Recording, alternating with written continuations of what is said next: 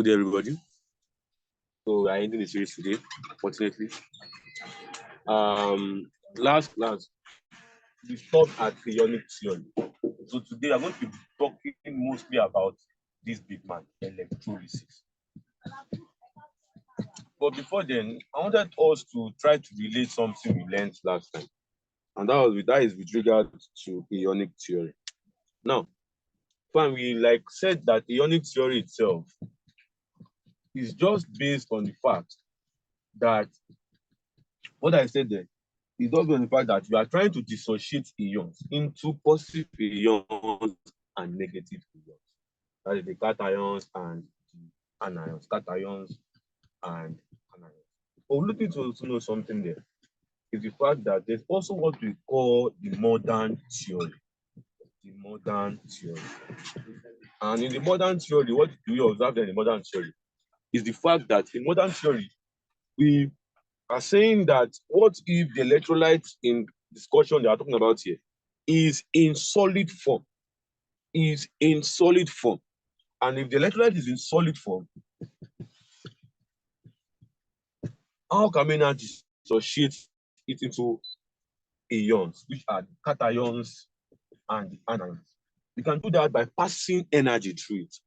So when energy is being passed through a solid form electrolyte to give a cation and anion, we can see that is basically what they call the modern theory.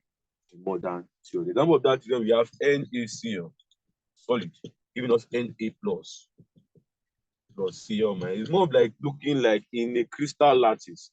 More of like this is what you see in a crystal lattice, the whole arrangement of everything.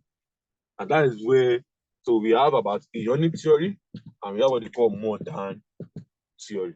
So today we are continuing the series and we are going to electrolysis itself. And we said in the last class that in electrolysis, it is a decomposition of a compound when electrolyte is passing through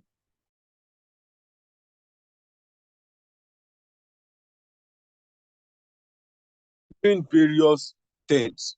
It includes the electrode, the electrolyte, the salt bridge, the anode, and the cathode. And I remember me trying to tell us the movement of ions around an electrolytic cell. Now, that is more of like what happened itself, but how is the mechanism of electrolysis? We need to understand the mechanism itself. And what is the mechanism of electrolysis?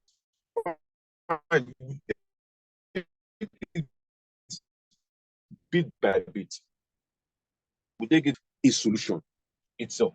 When you have a solution, we consider the fact that in the solution, the ions present are static. Static, that is, they do not move. They do not move. They just remain in a position at random places in the solution. Now, that happens because there is no energy passed.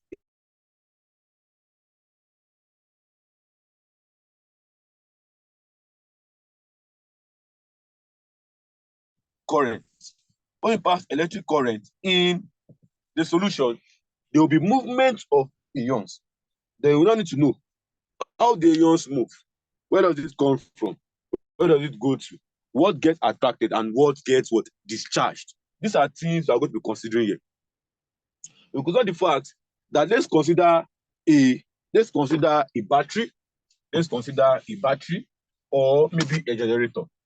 Let's consider a battery. Why are we considering a battery or generator? Why? Because we believe that a battery can pump electrons. Let's consider a battery. Let's consider a battery. Now, when it gets on, what happens is that electric current is pumped from the battery and it comes in the form of an electron. And it comes from the form of an electron. So in the battery, we have what they call the negative terminal and the positive terminal. Now, in the battery, what happens when we pass electric current is the fact that these electrons move from the negative terminal to the anode. From negative terminal to the anode. So in the negative terminal, the positive terminal, we believe that the negative terminal, is the anode. Is the anode. So electrons move from this anode to the cathode. So the battery, the negative terminal to the cathode, electrons move there. The negative terminal here is the anode. So we need to understand that because based on what exam questions, based on exam questions. So the fact that that happens, that is the process of the movement of electrons. Now, we need to understand something very, very well. That the cathode itself, we observe that negatively charged ions, which are known as cations, get attracted to the cathode. Why? Because cathode is positively charged. And we need to understand the rule of charge, and that is the fact that unlike charges will always attract. Like charges will always repel. And that is why we see negative, which is called the cation, they migrate to the what? To the cathode, which is the cathode thing like what? Positive in nature. So when that happens, that is the movement of ions. And what happens afterwards is the fact that these cations, as they are going toward the cathode, they what? They accept electrons. And when they accept electrons, they become what I call electrically what? Neutral. Electrically neutral. And when they become electrically neutral, what happens? They eventually get what? Discharged. They get discharged. And when they get discharged they get discharged as the what? Cathode. As the cathode. So I take that again. That we have the flow of ions from the anode. And the anode is the negative terminal. We believe that cations are the negatively charged electrons. They move, or all I say, they migrate to the cathode, which is positively charged. Why? Because we believe in what they call Coulombic attraction. And negative electrons, they move to the what? Positive terminal of the battery. And what happens is that these cations itself accept electrons, they become neutrally charged and get discharged at the cathode. And that is the mechanism with respect to the cathode. Now, the positive terminal itself, the cathode of the battery, draws electrons from the anode. And when that happens, we believe that anions in the electrolyte are then attracted to the positively charged anode. So that is the case where the charge or the positive and negative terminal changes. So it all goes through the fact that negatively or positively charged electrons, they migrate to the what? To the respective positive and negative what? Terminal. And when that happens, the ions either accept or lose electrons to become neutrally charged. And when they do that, you see that they can get discharged. I'm saying the word discharge. Why discharge? That is discharge. We need to understand something first before we even talk about the discharge itself. Is that you have been saying that the movement of this, the movement of that. We need to understand one basic thing, and that is the fact that what happens in this reaction. Fine, we know about electrolysis. With the whole positive, negative, and everything. We need to note that in the electrolysis process, what happens is what I call a redox reaction.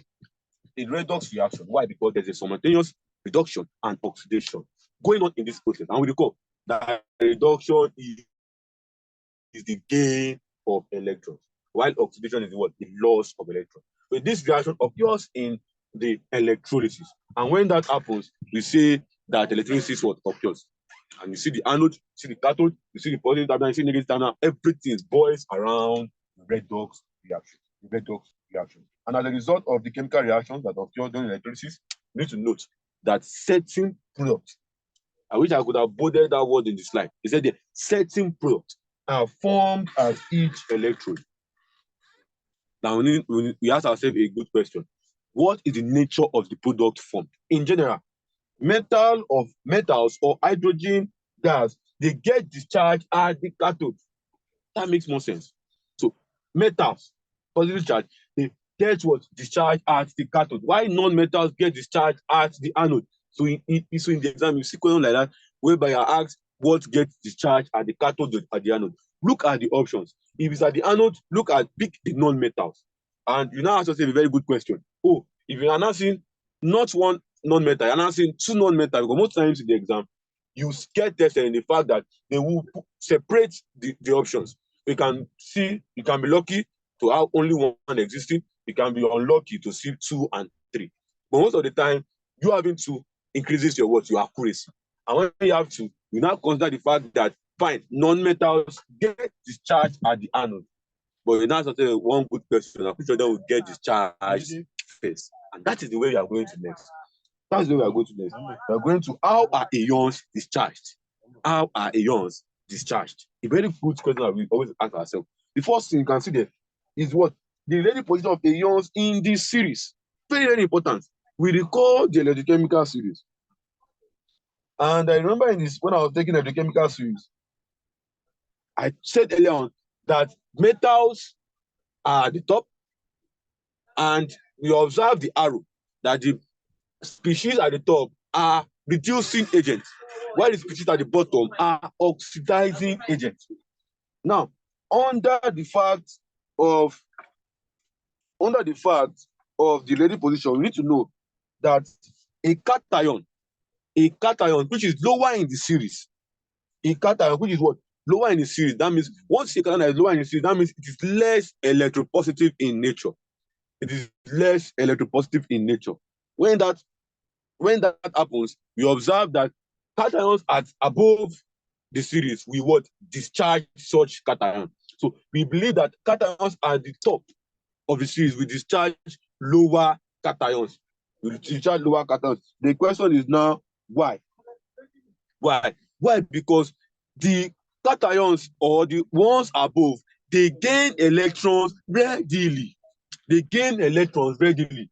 And when they gain electrons readily, it makes them to what? Easily discharged at the cathode. Easily discharged at the cathode. For example, let's consider an example. Let's just pick one. For example, let's pick one from here. K plus, Na plus, Ca2 plus.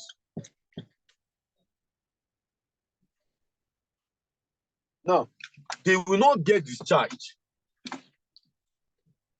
They will not get discharged in a solution based on the fact that there's a presence of what?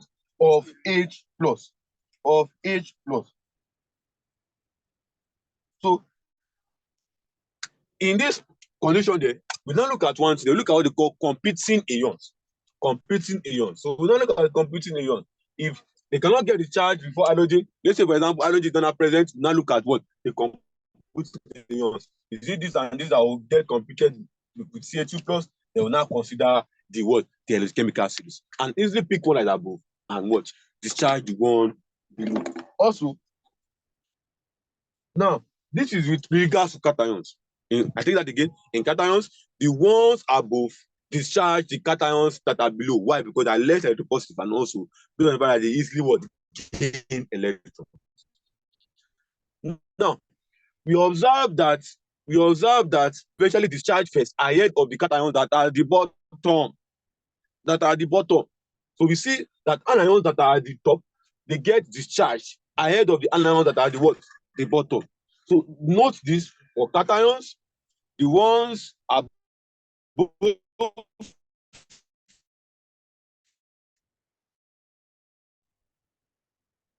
we discharge the ones below. We discharge any anion. So the first factor there is what? Relative position of the what? Of ions in the series. The next one is concentration of ions. Concentration of ions. Now, let's say I have 2 ions competing in a solution. What do? I increase the conc of an ion.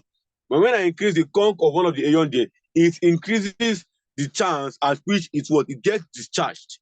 So the second one is what? Concentration of ions. So at which it gets discharged, we observe that if I increase the concentration of an ion, we observe that ion will get discharged. The third one, which you can say, is the nature of electrode. This is very, very funny. It's a very, very funny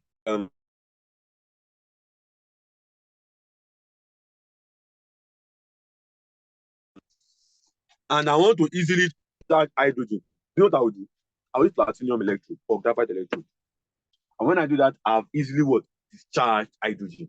Why? Because platinum have what they call affinity for hydrogen, and they can easily what absorb hydrogen and easily what discharge it in the electrode.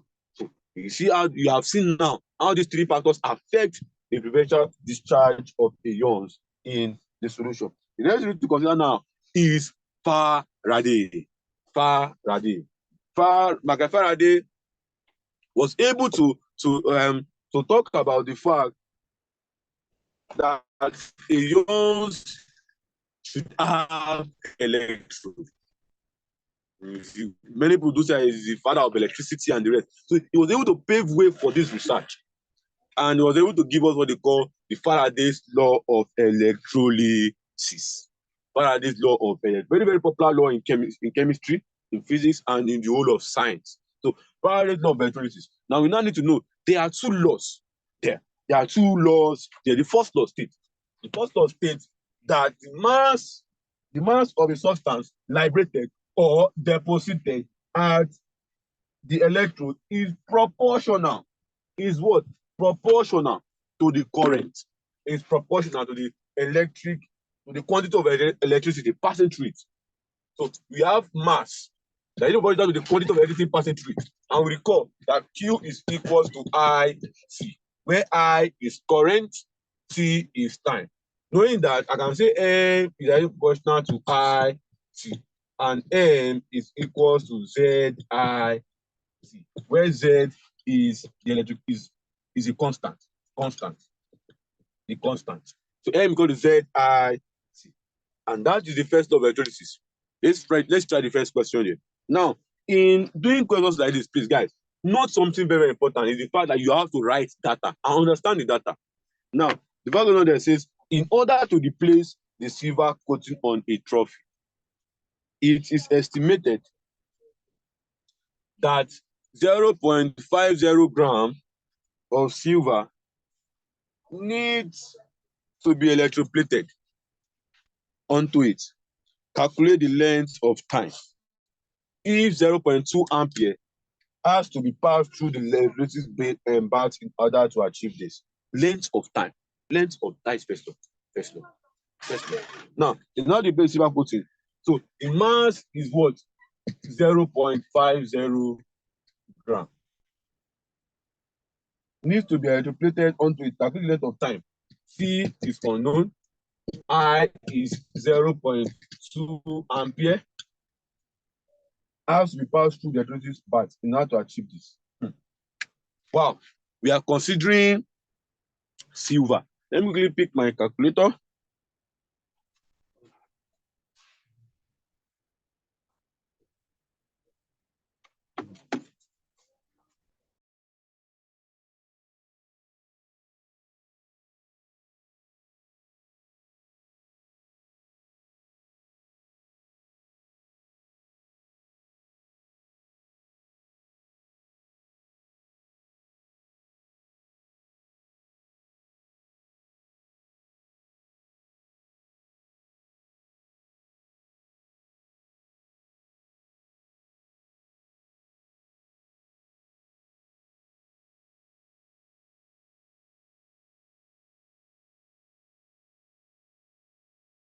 Now that is not get my calculator.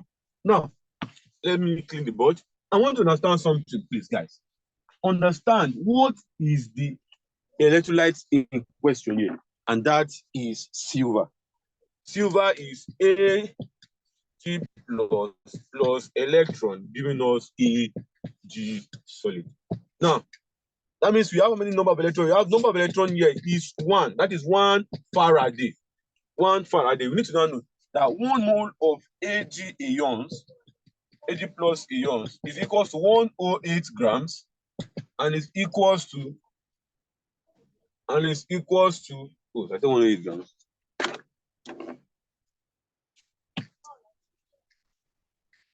Is equals to 1 times 96,500 coulomb. But we don't know or we can even create a mass-to-mass relationship, funny enough. 0.108 gram, where 108 gram is the molar mass of silver. That means 108 gram is equal to 96,500. Some people will convert that to mole. To mole, it works. 0.5 gram is equals to y. So y is equal to 0.5 times 96,500 over 108. So 0.5 times 96,500 divided by 108. That is 446.8 coulomb. 446.8 coulomb. So this is the amount of current. How will I put it? This is the current of electricity that is passed through the solution using 0.5 gram. Using 0.5 gram. Now from the question there, you are not tested time. But you have current. You have current. And we recall that M is equals to Q or let's not go to, let's recall that Q is equals to I T. So T is equals to Q over I. And what is Q? Q is 446.8 and I is 0.2. Now doing that by calculator, 446.8 divided by 0.2. That is 2,234 seconds. 2,234 seconds. And knowing that I have gotten the amount of time that will take us to pass through the electric current in the solution. I'm going to do a quick check on something.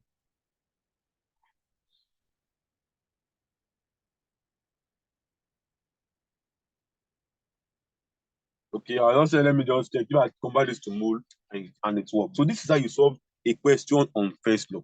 So there are a lot of questions on your past question. Please and please get one copy and practice questions. Practice questions. The next law is the second law. And what is the second law state?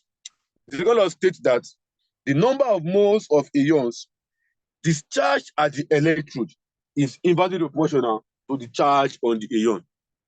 The number of moles of ions discharged at the electrode is inversely proportional to the charge on the ion. Very, very important concept.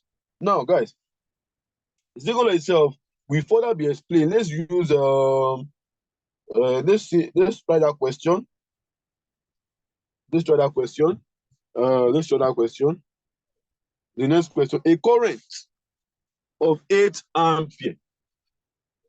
What are we considering there? Aluminum oxide. Let's explain this quickly.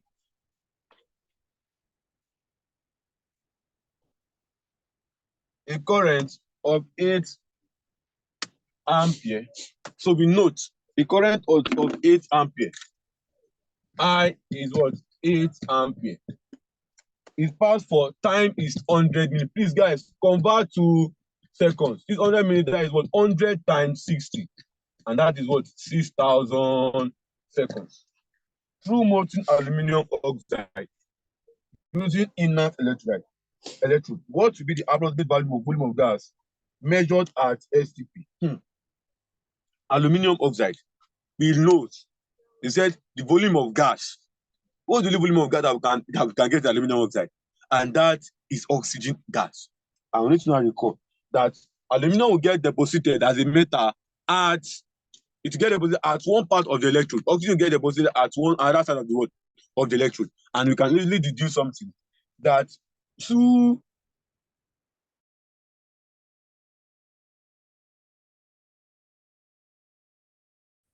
O2 liquid, O2 gas plus 4 electrons. So that is like you saying, so liquid to gas plus 4 electrons. Now, knowing this, sorry, I did 2. It's 2 minus, sorry. 2 minus, yes. 2 minus. Now it's not balanced. 2 minus. Now, knowing this, the number of electrons here is what? 4 electrons. That is the number of Faraday here is 4 Faraday. That means That means from what we have here, we need to now recall that 1 mole of O2, from what you can see, 1 mole of O2, 1 mole of O2 is equals to 4 Faraday. Is equals to 4 Faraday. That is 4 times 96,500. We recall the second law that we are trying to say that in the second law, we are saying that number of moles of ions discharged at the electrode, number of moles of ions discharged at the electrode is inversely proportional to the charge of the ions. So what we are trying to do here, we are trying to create a relationship between the charge of the ion and the number of moles. And let's quickly attempt that. Now, knowing that we're told in the question, fine, we have, I think 6,000. Fine, we have, from the question given to us, we have 8 ampere and 100 minutes. So we can get the current for this. So Q will be equals to 8 times 6,000. I have to quickly run my maths. This will be 0, 0, 0, 48. 48,000 coulomb. 48,000 coulomb. If this is 48,000 coulomb, how many mole will we have? 48,000 coulomb. You can easily do cross and multiply. 48,000 over 4 times 96,500. So that is, let me use my calculator. That will be 48,000 divided by 90,500 times 4. That is 0.124 moles. Mole. That is the answer in mole. But we are trying to relate the volume of the gas. And you have said earlier on from second law of electricity is the fact that we are trying to say that the mole of the ion is inversely proportional to the charge of the ion. So knowing that, I can create the relationship between the number of moles and the volume of gas deposited, or the volume of gas discharged or involved in the process. And what do? We recall that volume of O2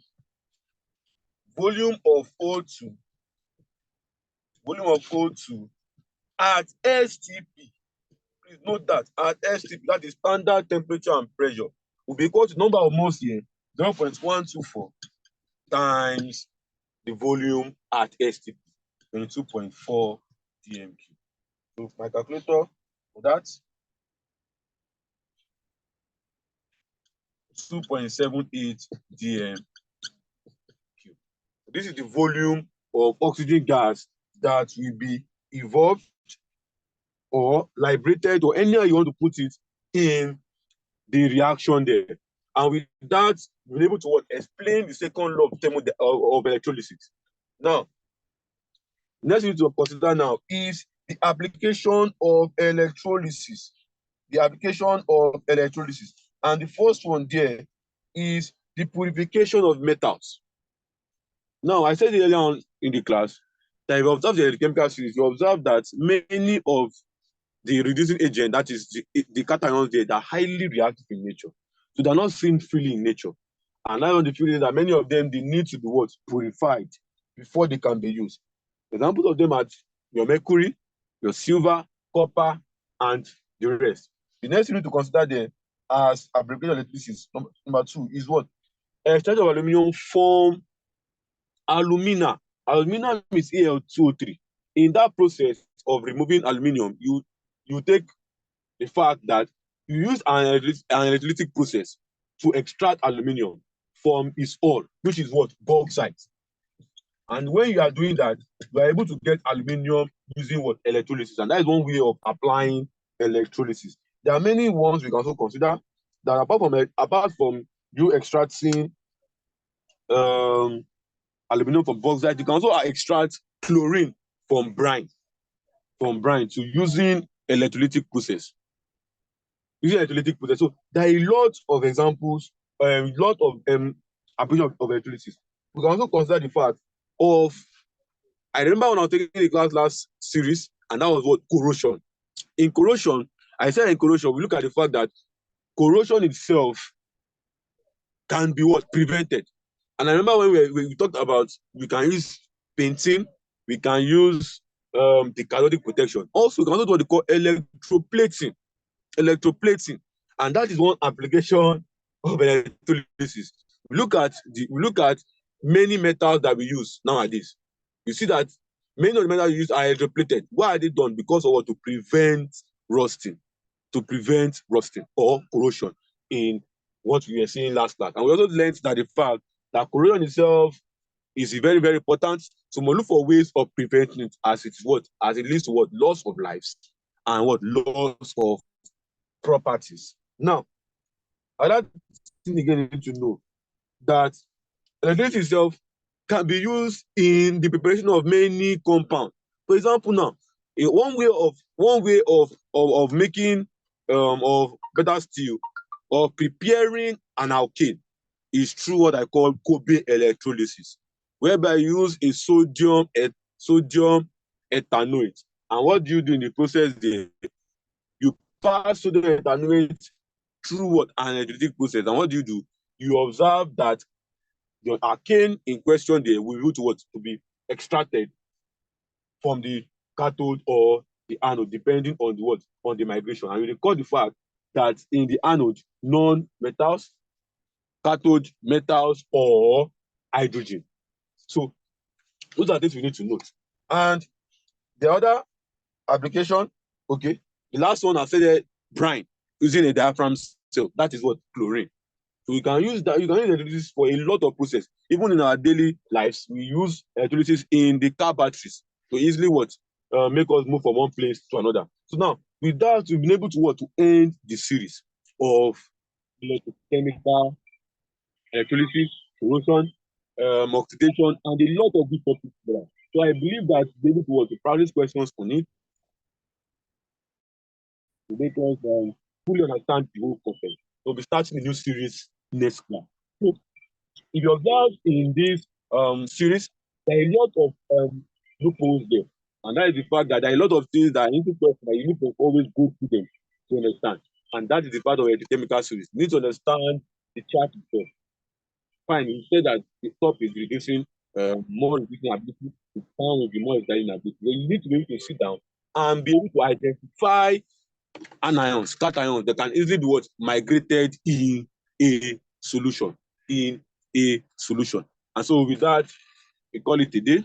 We meet next class next week by the grace of God. Thank you.